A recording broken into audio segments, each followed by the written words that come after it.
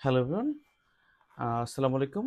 আজকে যে টপিকসটা আলোচনা করব সেটা হলো এরকম যে ৫টি ভুলের কারণে আপনি লাখ টাকা জরিমানা গুনতেছেন না তো। আপনার একটা ব্যবসা প্রতিষ্ঠান আছে, আ কি লাভ করতেছেন বা নাকি শুধুই ট্যাক্স এবং জরিমানার পিছনে টাকা চলে যাচ্ছে, সেইটা কিন্তু কিছু সংখ্যক ভুলের কারণে প্রতিনিয়ত ব্যবসায়ীরা করে যাচ্ছে। এবং এই ৫টি বড় ভুল নিয়েই মূলত আমরা আলোচনাটা করব। এবং সঠিক মাধ্যমে এই ভুলগুলো এড়াতে পারেন এবং আপনার টাকাও বাঁচাতে পারেন। আম ফার্স্ট যে ভুলটা আমরা করে থাকি সেটা হলো ভুল ইনভয়েস বা রেকর্ড আমরা রাখা।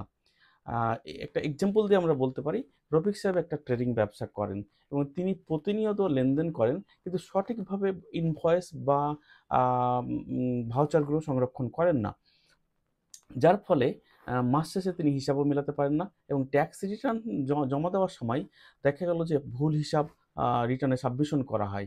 আর এই ভুল রিপোর্টের কারণেই জরিমানার সম্মুখীন হতে পারে। সো আমি বলব এই ব্যাপারে যে এইভাবে সমাধানটা করা যেতে পারে যে আমরা প্রয়োজন বোধে একটা অ্যাকাউন্টিং সফটওয়্যার ব্যবহার করব এবং অ্যাকাউন্টিং সফটওয়্যারের সাথে, সাথে সঠিক লেনদেনগুলোও আসলে প্রিজার্ভেশন করব। অনেক সময় এই প্রিজার্ভেশন না করার কারণেই আমরা অনেক সময় ভাউচারগুলো মিসিং করি। সো এই ভুল ইনভয়েস বা রেকর্ডের যে ইস্যুটা সেটাই অবশ্যই গুরুত্ব সহকারে আমাদের দেখা উচিত। দ্বিতীয়টি হলো এরকম যে ট্যাক্স জমা দেওয়ার যে শেষ তারিখ আমরা অনেকেই মানে আ ভুলে যাই বা এটা আসলে প্রতিনিয়ত আমরা অনেক ব্যবসায়ীরা এটার প্রতি টেক কেয়ার করি না। বাট এটা যদি একজন প্রফেশনালকে দায়িত্ব দেওয়া থাকে যে আপনার ট্যাক্স এবং ভ্যাট গুলো একজন প্রফেশনাল দেখবে তাহলে সময় মতো উনি আপনার আল্টিমেটলি আ সময় মতো সাবমিশন করবে। তা বাদেও আ দেখা যেতে পারে যে আ আপনি আম জমা দিবেন, আপনার একটা রিমাইন্ডার রাখতে পারেন। এক্সাম্পল হিসেবে বলা যেতে পারে যে সুমন ভাই একজন হলো উদ্যোক্তা। কিন্তু ব্যবসার জন্য উনি এতই বিজি থাকেন যে উনি ট্যাক্স ডে বা রিটার্নের যে সাবমিশন লাস্ট ডেট সেটা আসলে উনি পুরোটাই ফরগেট হয়ে যান। যার কারণে আ জরিমানার নোটিশও আপনি কিন্তু পেতে পারেন। আবার দেখা গেল অ্যাডিশনাল কিছু আ ইন্টারেস্টও আপনাকে দিতে হচ্ছে। যার কারণে ব্যবসার উপরে যে ট্যাক্সের যে চাপটা, সে চাপটা পড়ে যায়। সো আপনি ১ম এ আপনার রিমাইন্ডারটা সেট করুন অথবা একজন পেশাদার আ ট্যাক্স কনসালটেন্ট এর সাহায্য নিন। ৩ নম্বর যে ইস্যুটা থাকে সেটা হলো খরচের ভুল হিসাব রাখা। এক্সাম্পল দিলে আপনি এই জিনিসটা ক্লিয়ার হবেন যে তানভীর ভাই একটা আইটি ফার্ম আছে। তিনি অফিসের ইন্টারনেট বিল, সফটওয়্যার সাবস্ক্রিপশন ফি, কর্মীদের প্রশিক্ষণ খরচ ঠিকমতো প্রিজার্ভেশন করেন না। যার ফলে এগুলো কিছু, কিছু ক্ষেত্রে ট্যাক্স যে ছাড় পাওয়া যায় তিনি তা জানতেনই না বা জানেন না। যার ফলে তাকে তো বেশি ট্যাক্স দিতে হয়। সো এই জায়গাগুলোতে আমি বলব যে ক্যাটেগরাইজড ওয়াইজ খরচগুলো অনুযায়ী সঠিকভাবে হিসাব রাখার জন্য প্রয়োজন বোধে একজন ট্যাক্স কনসালটেন্টের সহিত পরামর্শ নিয়ে যাতে কোনোভাবে কোন খরচের উপর ট্যাক্স ছাড় পাওয়া যায় বা রিবেট পাওয়া যায় সেই জিনিসগুলো হলো আল্টিমেটলি আম হিসাব রাখতে পারবে বা আপনাকে বুঝিয়ে বলতে পারবে। সো তার সাহায্য নেওয়ার জন্য অনুরোধ রইল।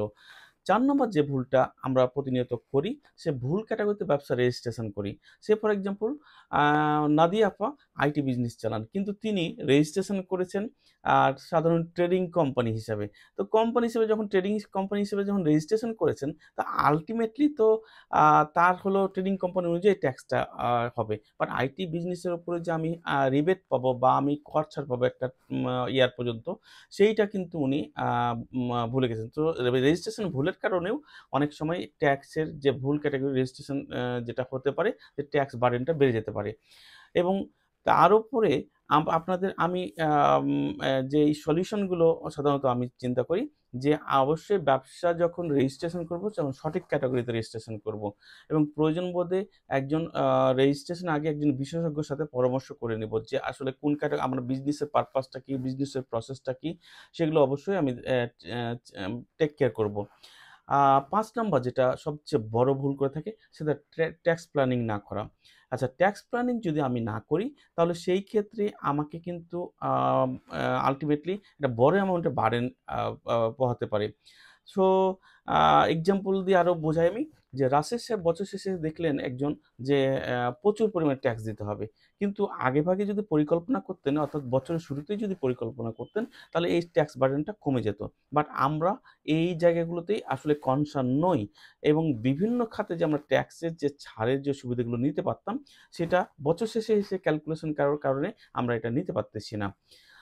যেমন আমি যদি কোথাও ডোনেশন দিই বা কোথাও হলো আ যে লিস্টের ইস্যুগুলো আছে সেক্ষেত্রে আমরা ট্যাক্স রিবেট পেতে পারি। সো এই জায়গাগুলোতে আমি যদি ক্যালকুলেশন করি তাহলে আল্টিমেটলি আমার ট্যাক্সের কিছুটা হলেও আমি ছাড় পাবো। সো বছরের শুরুতে সবারই উচিত একটা ট্যাক্স পরিকল্পনা করা। This is not only the individual but also the businessman. Businessman এবং সবারই এটা ট্যাক্স প্ল্যানিং করা উচিত এবং এইটা সবচেয়ে ভালো হয় যদি একজন কনসালটেন্ট বা একজন পেশাদারের সাথে যদি একটু পরামর্শ করে নেন, তবে উনি আল্টিমেটলি আপনাকে প্ল্যান ওয়াইজ সাজায় দিতে পারবে। সো আমি বলব যে ট্যাক্সের যে বার্ডেনগুলো সেগুলো শুধুমাত্র আপনি যদি চিন্তা করেন যে কোম্পানি ক্ষেত্রে উইথহোল্ডিং ট্যাক্স বা ভ্যাট রিটার্ন এগুলোর ক্ষেত্রেও কিন্তু একটু কনসার্ন হতে হবে। তাহলে কিন্তু আপনি অনেক পরিমাণে ট্যাক্স আপনি কিন্তু সেভ করতে পারবেন বা জরিমানা থেকে আপনি ফ্রি হতে পারবেন। সো আপনি যদি স্মার্ট বিজনেস করতে চান তাহলে অবশ্যই স্মার্ট ট্যাক্স ম্যানেজমেন্টও আপনাকে করতে হবে। সো আপনার প্রতিটা টাকা কিন্তু মূল্যবান। তাই ট্যাক্সের এসব ভুলগুলো এড়িয়ে চলুন এবং সঠিক প্ল্যানিং করুন এবং টাকা বাঁচান।